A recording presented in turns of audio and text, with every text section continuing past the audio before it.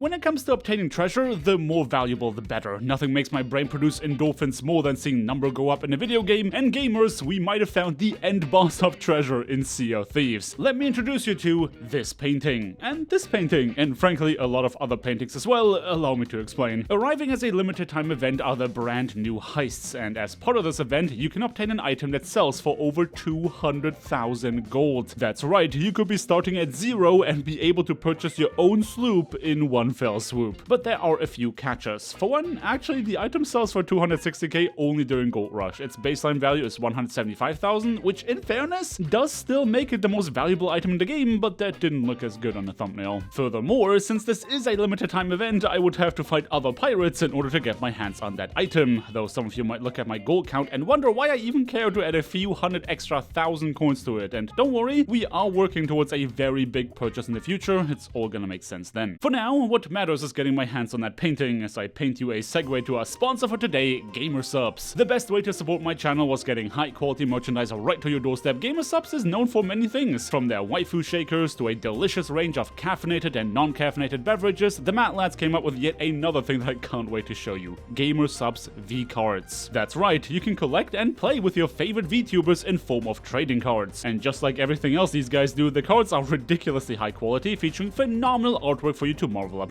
Ever since my trip to Japan, I can't look at trading cards the same way ever again, but my collection of evolutions is going to have to take a backseat because it's time for a new contender. If you want to get your hands on a bunch of V-Cards, and I mean, we're gamers, so a lot of us would be happy to get one that isn't our own, make sure to go to gamersubs.gg/Cliff or use code Cliff at checkout in order to save 10% on your purchase site-wide. Also, if you are watching this at release, they are currently running a promotion where you get a free exclusive shaker with the purchase of any of their tubs. You heard me right, buy a tub, get a cup. Bookmarks are also hugely appreciated because every time you use my link or code, I get a direct kickback. So what are you waiting for? Start collecting V-Cards today. Waking up in middle of the night at Plunder Outpost, I was ready to take on my first heist. Granted, I was hoping for a bit of time to properly wake up, but the seas had different plans. Immediately after leaving the tavern, I found a note pinned to my mast. Said note gave me details on an ongoing heist, and I'm sure there's a lot of information to glean from it, but all I saw was Royal Crest Fortress. Because I was in a bit of a hurry, I had to leave the outpost without getting any supplies, instead relying on random islands along the way. And I mean, hey, I did get 2 pineapples. The same can't be said for the random flotsam that I tossed myself overboard for. Whatever I had was whatever I had, but little did I know that none of that mattered anyway, because I was not to be given a chance to participate. What do you mean heist failed? What? I'm right here! Is somebody else there? I don't see anyone. No, I don't want Briggsy, I want the heist!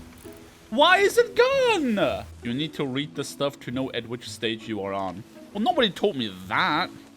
I didn't know I had to read. Yeah, so it turns out there's more to this event than I anticipated. The only thing I could get from that seafort was a bunch of food, which granted was appreciated, but certainly did not add up to 175,000 gold. I realized then that I would need some information, so I set out to try and find somebody who could tell me what this heist is actually about and how it works. And thankfully, there was a willing participant currently stationed at Sanctuary Outpost, so I fired on over to begin my interrogation. Unfortunately, he claimed to not know anything about the heist, which did make sense because he seemed like a rather upstanding pirate citizen. Even the temptation of a pineapple could not jog his memory, so he probably really did not know anything. At least I could catch up on buying some supplies, but I was no step closer to finding out how to participate in the heist should another one present itself. So after collecting the loot from a skelly ship that mysteriously exploded, I decided to go back to Royal Crest in order to investigate. I figured that if I spent enough time here, maybe I would have a leg up on the heist. Unfortunately, it did not occur to me that I would not be the only one that had this idea, so by the time the sun went down, I found myself getting attacked by another sloop. Just a few seconds head start allowed this crew to put some serious damage on my boat, and when I finally got around to firing back at them, I noticed very quickly that I was dealing with a duo. Unlike them, I could not steer and shoot at the same time, but I still wanted to find a way to put enough pressure on them to be able to go for an interrogation. Unfortunately, the only one getting pressured was me, so I had to turn out of the spiral in order to repair, though that did put me in a good position to get on their boat. Together with my bone caller minions and a well-timed block for my sword, I managed to get up on the land ladder. All I had to do now was execute a sword dash to get them off their boat and anchor the ship within range of the sea fort. It only dawned on me later that relying on a sea fort to hit literally anything on purpose was a fool's hope, so I had to steal some of their fire bombs in order to deal damage to their vessel. It was quite elementary from here because whilst my naval combat might be weak, my eye of reach would strike true when I most needed it to. The second one fared no better once I learned how to deal with his sword movement, and he too would be sent back to the ferryman without remorse. Now you might be watching me absolutely mince these guys in a 2v1 and think this is light work, but truly I was the one under pressure. Because I left my ship sailing in a straight line, I had absolutely no idea where it was and what its current condition could be. So if I wanted to stay afloat, I had no choice but to grant them that same privilege, firing out of the cannon to take a mermaid and return to my vessel. Turns out that was the absolutely right decision because my boat was stuck. And when I say stuck, I don't just mean a little stuck, I mean like step bro levels of stuck. You see, when you beach your vessel to the point where even your harpoons don't attach to anything anymore, you are on a timer. And when that timer runs out, you can say goodbye to your ship. So I had no choice but to call up the only person I knew to be knowledgeable enough to help me out of this predicament. And he advised me to do something rather unconventional.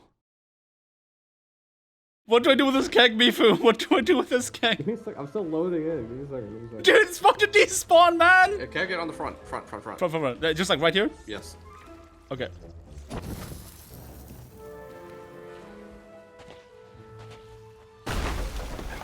Please get unstuck. Is it still stuck? No, you're good. Whew, okay, thank you, Mifu. I turned your boat left, that way I can actually get out of this too. Sweet. Yeah, it's kind of funny how that whole situation was 10 times more stressful than the actual fight against the sloop that caused my predicament. Naturally, I wanted to get revenge for the trouble they put me through, so it was time for a good old-fashioned chase. They thought themselves safe when they arrived at Daggertooth, but after what I just experienced, I was definitely not above sinking a boat at an outpost, so that is exactly what we proceeded to do. You know what they say, play stupid games, win stupid prizes, and these guys definitely made a bad call by barking at the wrong tree. Okay, I might have just got my sayings confused, but the point I'm trying to make is that we sunk their boat. They have been defeated. The evil has been vanquished. Wait, am I the bad guy? You're the bad guy.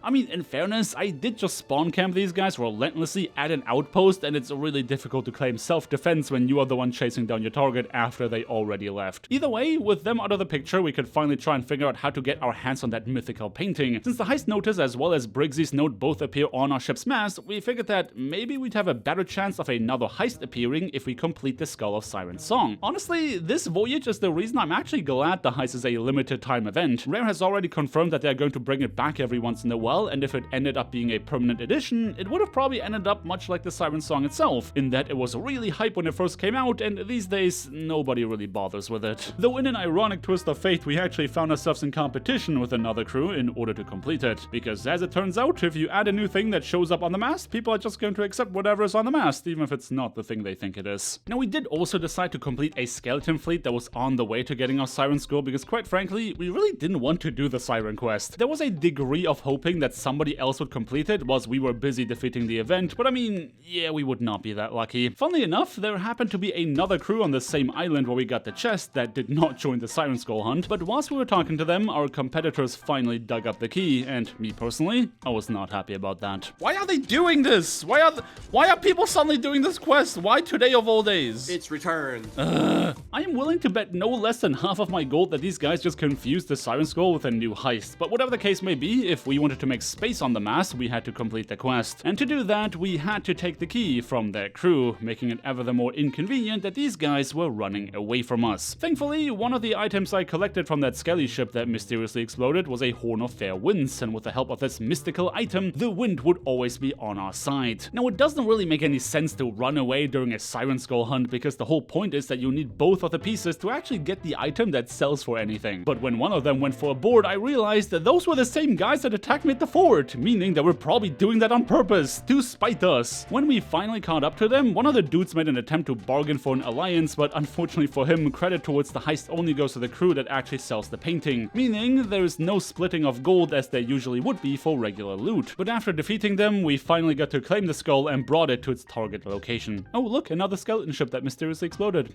With the Skull of Siren's song turned in, you would be forgiven to assume that it was high tide for another heist to show up, but unfortunately, you'd be wrong. A good smuggler needs patience, and only because we completed one task does not mean that the other one would appear immediately. And since Mifu was still in the process of completing his chest of fortune commendations, we decided to kill some time by taking on the accompanying Fort of Fortune. But of course, things were not going to be that simple, because just as we arrived at the event, a Brigantine had set their sights on eating our lunch. Now these guys were no joke. Not only did they land a frightening amount of cannon shots, but when I tried to talk this out peacefully, I met a similar end to the Ashen homie we just sank. Getting executed without a single word being spoken to me was definitely not preferable, but in my mind, the Fort of Fortune was a side quest anyway, so I decided to bail. Mifu did not necessarily agree with that sentiment, and I mean, I guess it makes sense. I was just waiting for another heist to pop up, but he actually cared about the chest of fortune more than I could ever hope to. So while I was sailing back to Royal Crest Fortress, Mifu decided to swim to the Firth. And trust me when I say that, the retelling of his side of the story made me extremely glad to have bailed. Apparently, he had a bit of a hunch that the Brigantine crew could potentially know that he was hiding on the fort. Not sure what makes him say that, to be honest. But these absolute menaces went for the 5 million IQ aura play of having a dude with a keg sit on the ladder of the tower Mifu was hiding at to then shoot it from afar. Literally not even giving him a chance to react to that threat. Not the type of crew I want to have to fight, and I'm certain you already know what I'm trying to foreshadow here. But because we couldn't get anywhere near any world events without these guys blowing us to smithereens, we decided to use that time to supply up, and also take a lunch break, because at this point we had been sailing for quite some time. Seeing how useful the items we got from that skelly ship at the beginning of my session were, Mifu and I decided to spare a visit to a nearby shipwreck. Said shipwreck was housing loads of powerful utility items, including not only more horns of fair winds, but also a variety of skulls that can deal a lot of damage to PvE enemies. There were also a couple of black powder barrels in there, which of course we decided to not touch. I also found loads of bone callers down there, which are going to be very useful if we found ourselves outnumbered. For now, we were trying to find a way to get inside the fort without a heist being active, but that proved more difficult than anticipated. All the gates were closed and the main entrance required a key to open, and even though the windows were not closed off, they were too small for us to fit through. But thankfully, we wouldn't have to break in at all, because at long last,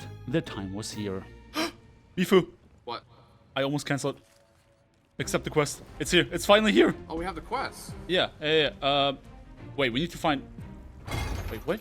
Okay, excuse me as I accidentally pulled out the wrong quest. The actual note revealed where the key to the fort was hidden, meaning it was now my job to sail on over to Crooked Mass whilst Mifu held down the fort. Now, while I was gone, skeletons had already begun to occupy the fort, some of which were named Keeper. Mifu deduced that there would be more gates to open once we got access to the inside of the fort, and the following keys were likely protected by the Keepers. I was a bit worried about being alone on the ship, but luckily for us, the shipwreck we plundered also contained a Reaper's chest, and once the seals broke in, it would summon waves of skeletons to protect the ship. All I had to do now was get onto Crooked Mass, meet up with a smuggler, collect the key, and bring it back to Royal Crest. And in case you are wondering, yes, the key is marked on the map, so I was definitely not too upset about the Reaper's chest doing the same. And of course, that granted me some unwanted attention, not only from a Megalodon that knocked me off course, but also from a Brigantine that suspiciously sailed in my general direction. This was a race against time. The Brigantine is the fastest vessel on the sea, meaning even with a sizable lead on them, they will be able to catch up very swiftly. We picked up the key to open the gate, revealing, just as we assumed, even more doors that needed opening, but there was no time. The brig was here and we had no choice but to fight. And just in case you wondered, yes, this is the same crew that took the Fort of Fortune from us. Since this is a fight we definitely saw coming, Mifu and I were very prepared, shooting at them from our ship as well as the fort before committing to a double board. Unfortunately, I fumbled the bag big time. Not only did I miss their ship by a country mile after Mifu anchored them, I also missed the only bone caller in my inventory, and all of that after failing to put our boat into enough of a spin to stay in the fight. Mifu handed me a bone caller to throw down for reinforcements before I shot out to get our sloop back, but with a broken wheel and a scuffed spin, we were miles away from being able to capitalize on that play, even with a Horn of Fair Winds accelerating the process. Mifu eventually got taken out and we were back to square one. These guys were tearing our sloop apart. We knew that open combat was not the best course of action, so instead, I sent Mifu out to dive to the shipwreck we plundered earlier. Remember, it had several black powder barrels just waiting to be used, and that could give us the edge we needed to come out on top. All I had to do now was sail in a predictable pattern to keep them within range of the shipwreck, which for a guard helmsman like myself was no easy task. But then,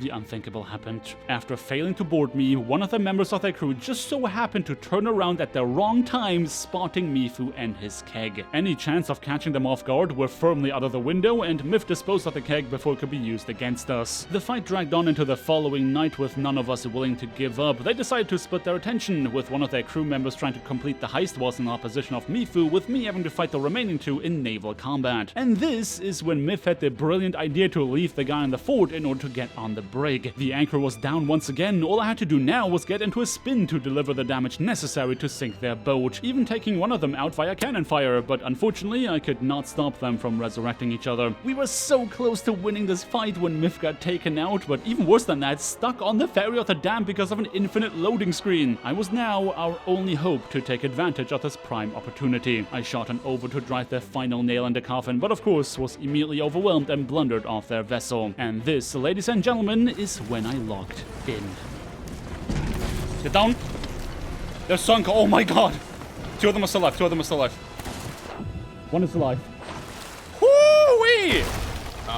There's one that was not present on the boat the entire time I was there, by the way. Okay. Yeah, that might be the guy that's still alive. I killed two. All it took was the pressure of my presence forcing them to choose between bucketing and fending me off. It certainly didn't hurt that I delivered an absolute clinic on the Eye of Reach, and with them taken out after they sunk, their chance to get a backspawn was basically zero. Now, I didn't have the time to look for the last guy, because the Lord knows where to find that painting before the rest of their gang came back. After defeating the Stronghold Keeper and opening another door, we had to find out which of the many paintings in this fort was the one that's worth a fortune. We were looking for Galleon of Ghouls, and thanks to Mifu's sharp eye, we found it rather swiftly. But to make matters worse, not only did we need to bring this to a very specific location, in our case it was Plunder Valley, we also had to fight off a bunch of ocean crawlers that decided to invade our ship. But we were now in possession of an item that on its own represents close to the value of an entire ship. Granted, the smallest ship you can buy, but hey, who knows how much future heists are going to net us in future seasons. By the way, it feels like Rare was definitely listening to feedback on this one, because the item only shows up on the map if nobody is carrying it and when it's not on a ship. Probably to make sure it doesn't just die on a server. We finally arrived at our target destination, ready to turn in our painting, and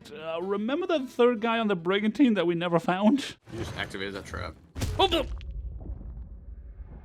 Yeah, he was not hiding on the ship. I just really like faking you guys out. But one resurrection later, we could deliver the painting and cash in our reward of 175,000 gold. And I gotta say, man, hats off to Rare for this one. I know a lot of us were really down on Season 17, but they definitely delivered on the whole using smugglers to deliver new updates thing. I, for one, am a big fan of this event, and I can't wait to see what else they got in store for us, concluding what felt like a surprisingly old-school chapter in my book of tales. Speaking of tales, what about you check out my episode dedicated to Open Crew? I spent a whole day undercover trying to find the real Open Crew experience, and I gotta say, it definitely surprised me. You can find the code on screen right now, but until then, thank you everybody so much for watching. Thanks to GamerSubs for sponsoring this video, and I hope you guys have a day filled with riches on the sea. And until next time, peace.